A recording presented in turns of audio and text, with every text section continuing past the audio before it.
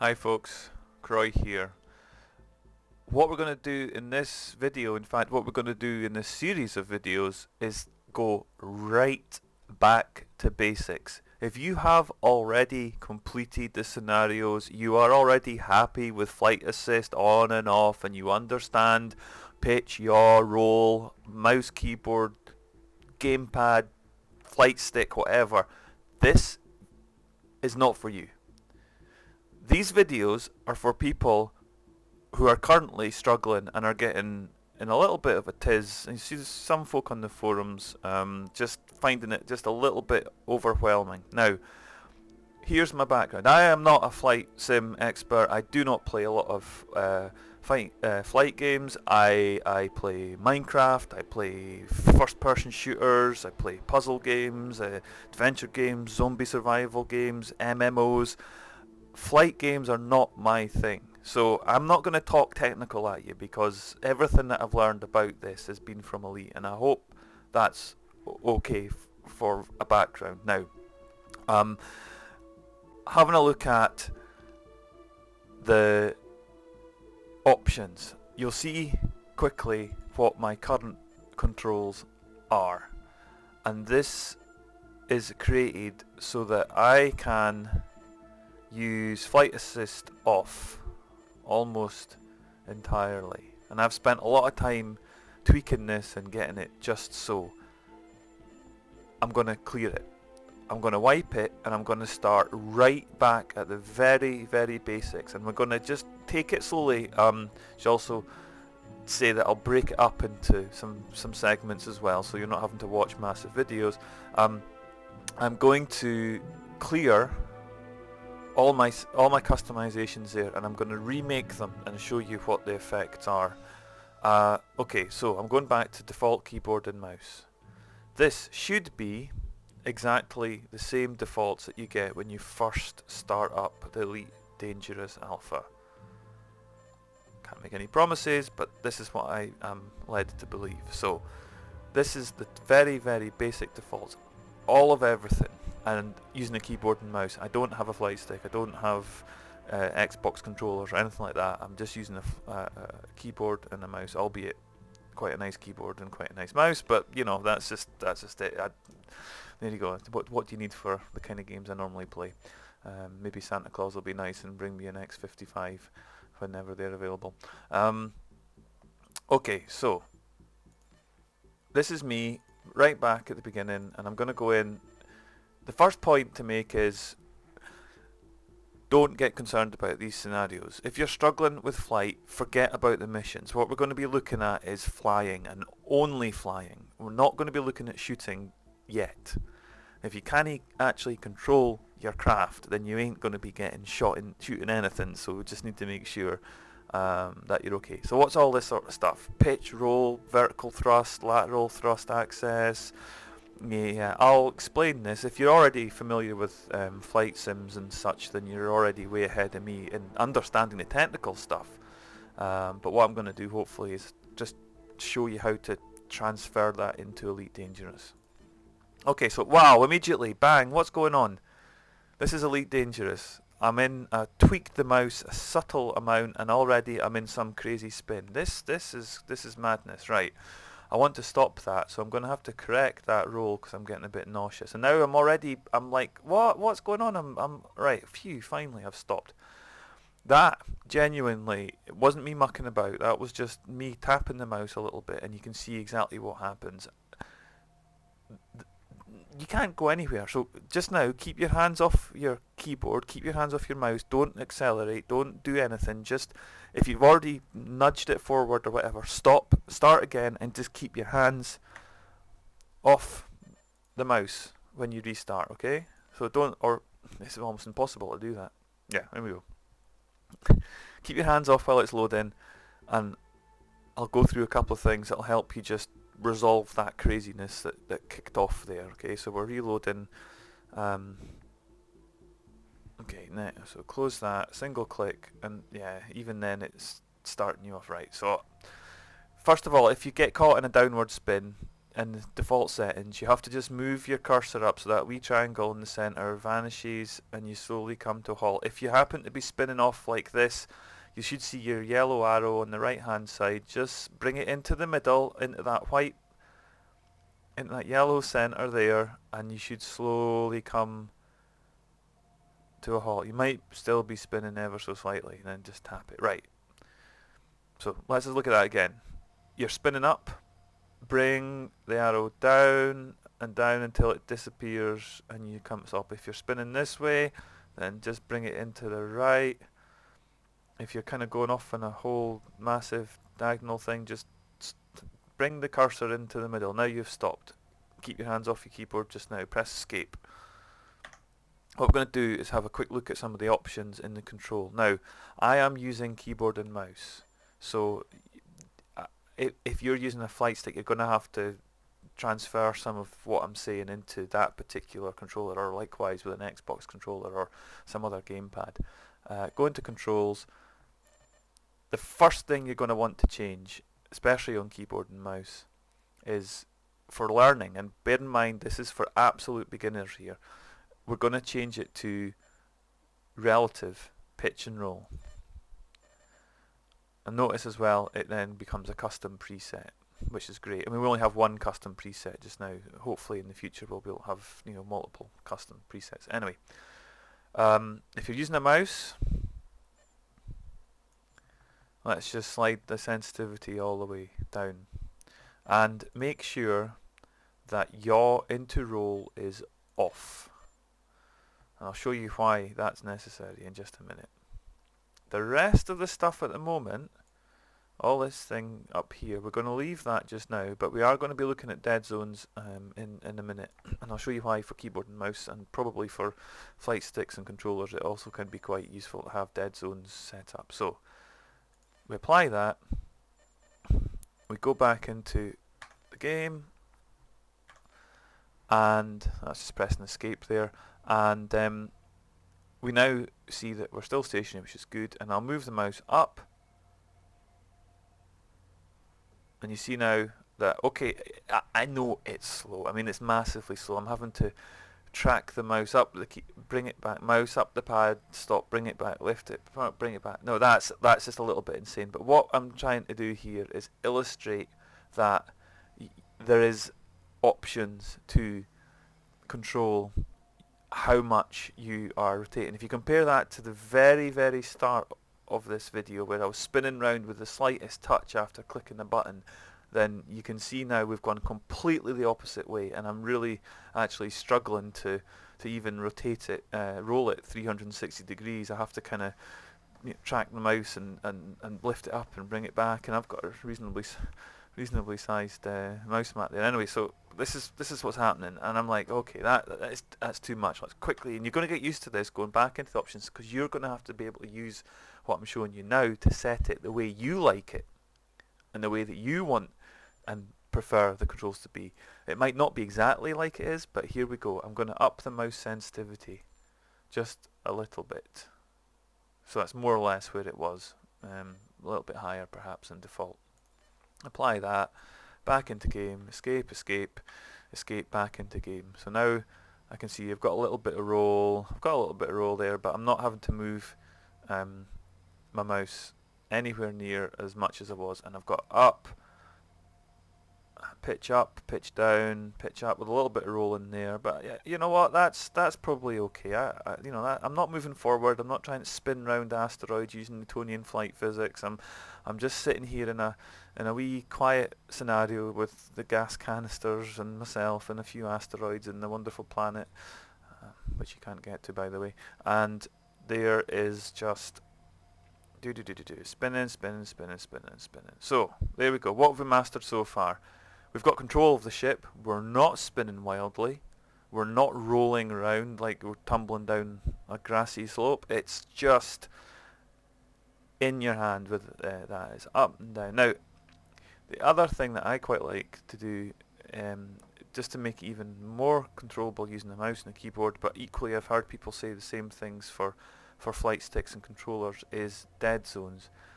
You can't see this, you can't hear it, but what I'm doing now is immediately as I'm moving up, and I'm pitching up, and I'm moving straight away. So the slightest amount of movement. So even if I'm rolling to the right in the best will in the world, I'm still getting a little bit of pitch wobble in there. So what we're going to do now is look at the dead zone. So back again. Say we're going to be back and forward with the controls very frequently. The dead zone setting. So we're not worried about yaw yet, we haven't looked at that, but the pitch is up and down, and I'm using the mouse to move up and down, and I'm going to just nudge this up. What will happen is, with the dead zone up now, and I'll do the roll in a similar way, the amount that you have to move your controller, be it a mouse or whatever, will increase, so you don't get that same fluctuation. You have to actually you get a little bit more, you have to move it a little bit more. I still don't think that's enough, because I can still see that there's a little bit of wobble in there now, up and down. So I'm going to go back again, and this is what I'm saying, really we're going back to basics here. Go back into control, go back to dead zone. Let's just knock it all the way up. So it's so the full dead zone range there, is that all the way? Yeah, there we go, right. Apply that. Escape, back into the game. Yeah, so now when I'm rolling, I've got a nice smooth roll, and there's very little play in the pitch. Same when I'm up as well, there's quite a little, there's a wee bit of wobble there, but you know, I mean, that's not too bad. So I'm up and down, and I'm able to then control that with a lot more certainty and surety than I have been up until now. I'm happy with that. What about this yaw business? So we've got pitch up and down, we've got roll, which is roll, left, right, there. What about this pitch, and what about this yaw? So you see there, the yaw is like a spin. It's like you put your ship on a record player right in dead center, and you're spinning it round, but it's very slow. And that's deliberately designed to be that way. It's very slow because the developers have said they don't want it to look like it's a bug fixing camera or some sort of drone in space. Other people have said they don't want it to be like a turret. You know, they're not playing turrets in space. Other people have said, you know, it's not like an FPS. They're quite happy for it to fly. So there is a definite need to get your roll and your pitch sorted, but yaw is excellent for doing minor corrections left and right, and you can see there what happened there. I've moved forward a bit, but you can see is that my target now is changing. I'm just using yaw there to go left and right, and if I yaw a bit more, you see the grey box around those canisters. That then shows me that I've got those targeted, or at least on focus. To target them, by default, the button is T.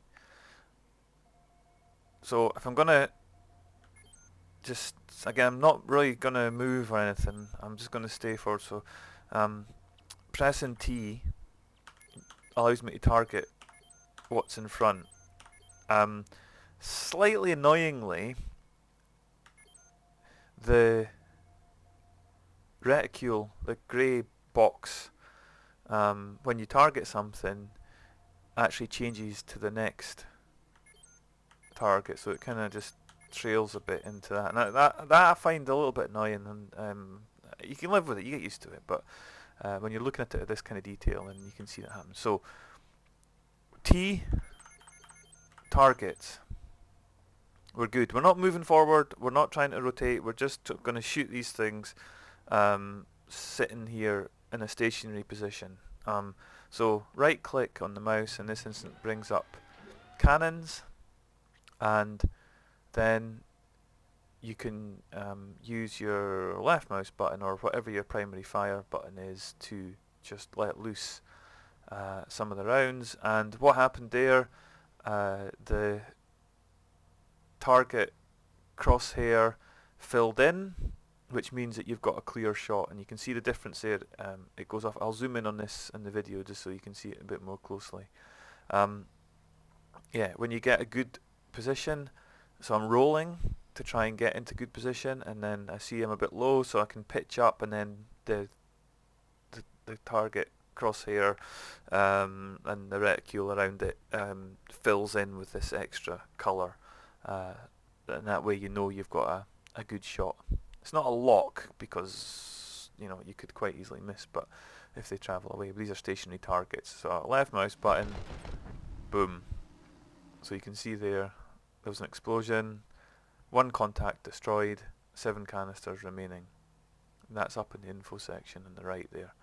Again, I'm not going to move anywhere, I'm not going to go forward, I'm just in fact going to use a little bit of roll and then a small amount of pitch, and with any luck I should be right in the middle. I press T to target, and again, then there you go, that's me there, got a clear shot. So a target, it's got some damage, but it doesn't actually seem to be exploding, so I think that may be a slight bug in the game there. I wouldn't say it's particularly a massive one, but certainly you've got a full target, I'd expect it destroyed, but its hull's not taking any damage. So if I move slightly, it's still showing damage, unless it's hitting the asteroid behind it, of course. That could certainly be the case. So I'll move down ever so slightly to make sure that it's there, and it's not, and then again a bit more, move, no. So again the reticules are still filled. I'll just track down there and hopefully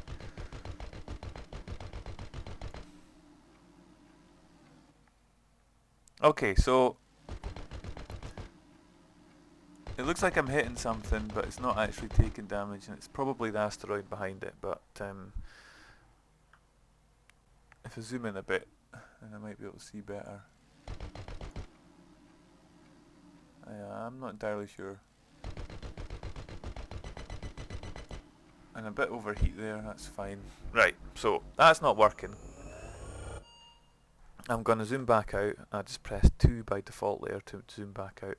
Now we need to get closer to these canisters, so I'm going in. I've pressed forward key W, and you can see now, because I've got it targeted, it actually tells me what's going on.